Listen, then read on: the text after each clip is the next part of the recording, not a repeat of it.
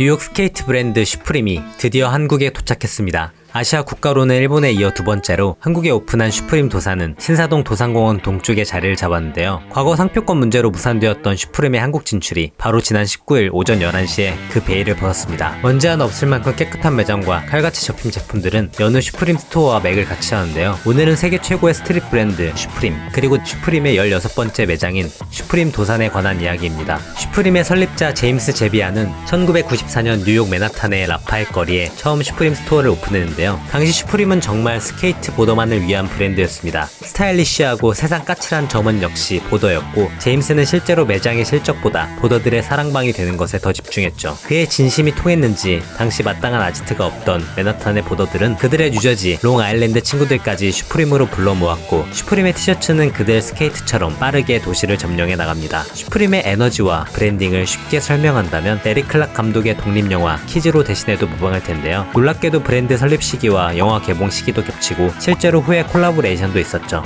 슈프림은 이렇게 당시 도시의 가장 쿨한 10대들의 비주얼과 스케이트보더들의 저항정신을 브랜드에 잘 녹여냈고, 그 신선한 매력에 대중은 즉각적으로 반응했습니다. 그에 따라 슈프림을 사고 싶어하는 고객들은 늘었지만 항상 품절 상태인 매장에 불만 역시 커져갔죠. 자금과 자원이 여의치 않은 이유로 대량 생산과 유통망을 감당할 수 없었던 슈프림은 고민 끝에 놀라운 해결책을 내놓는데요. 바로 드랍 시스템입니다. 정규 시즌을 벗어나 특정 요일이나 주에 상품을 발매하는 드랍 시스템은 비록 지금은 많은 브랜드들이 흔히 사용하고 소비자들에게도 익숙한 시스템이지만 당시 의류 업계에서는 그 누구도 생각하지 못했던 방법입니다. 그 덕에 지금까지도 슈프림은 소량 생산을 통한 유니크함과 고객의 충성도까지 모두 가져가고 있습니다. 뉴욕에서 큰 성공을 거둔 슈프림은 곧바로 해외 시장으로 눈길을 돌리는데요. 1998년 첫 번째 해외 매장이자 전 세계 두 번째 매장을 바로 도쿄 다이칸 야마에 오픈합니다. 당시 일본에서는 베이프나 네이버 후드 등 스트릿 브랜드들이 이미 전성기를 맞이하고 있었기에 사업적으로도 합리적인 결정이었지만 그 내면엔 슈프림의 더 큰 야망이 있었습니다. 제임스는 슈프림을 구상하는 단계에서부터 여느 스케이트보드 브랜드가 아닌 최고의 브랜드를 꿈꿨다고 합니다. 한 번 빨면 목이 늘어나는 20불짜리 티셔츠가 아니라 폴로나 리바이스처럼 고품질의 제품을 원했죠. 그가 추구한 장인정신은 일본의 문화와 공명하는 부분이 많았고, 슈프림은 일본 진출과 동시에 제품의 품질을 대폭 향상시키며 당시 도쿄를 지배한 주류 브랜드들과 어깨를 나란히 하게 됩니다. 다이칸 야마 매장을 성공시키며 슈프림은 최고의 전성기를 맞게 되는데요. 같은 해 슈프림 오사카와 슈프림 후쿠오카를 추가로 오픈했고, 2011년 슈프림 런던, 16년 슈프림 파리, 21년 슈프림 밀란까지 확장하며 유럽 진출에 성공합니다. 그리고 대망의 슈프림 도산이 바로 지난주 오픈했습니다. 슈프림은 브랜드 전통이라고 부를 만한 게 하나 있죠. 바로 매장을 새로 오픈할 때마다 그 매장의 아이덴티티를 담은 박스 로고 티셔츠를 발매한다는 사실입니다. 스트릿 패션을 사랑하는 팬들은 물론 패션에 조금이라도 관심 있으신 분들은 모두 한 번쯤은 입어보고 싶은 티셔츠일 텐데요. 당연히 슈프림 도산도 아이코닉한 한정판 티셔츠를 공개했습니다. 박스의 색은 태극의 음을 상징하는 색에서 떠왔다 하며 뒷판의 그래픽은 모두 아시다시피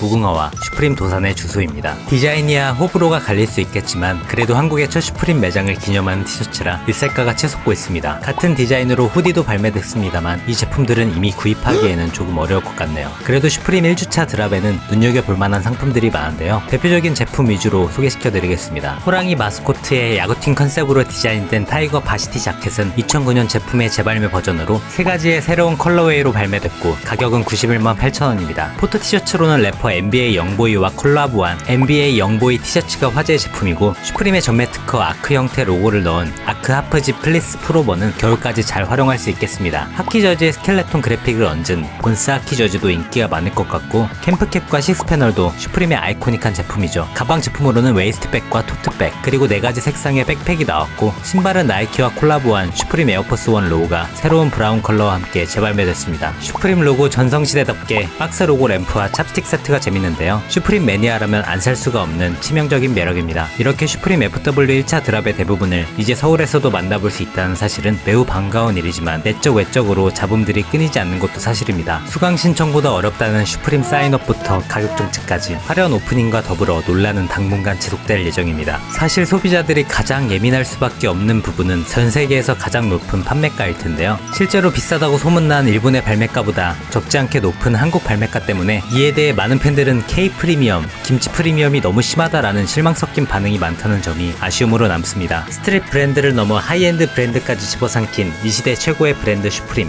2019년 제임스 제비아는 GQ와의 인터뷰에서 슈프림을 만든 건 주변의 스케이터들이다 라고 했는데요. 이 감동적인 문장의 내면엔 그의 신념인 고객들에 대한 존중이 있다고 믿습니다. 슈프림 도산에 이어 더욱 성장할 슈프림 코리아의 앞날이 기대됩니다. 지금까지 핫케이크 매거진이었습니다. 감사합니다.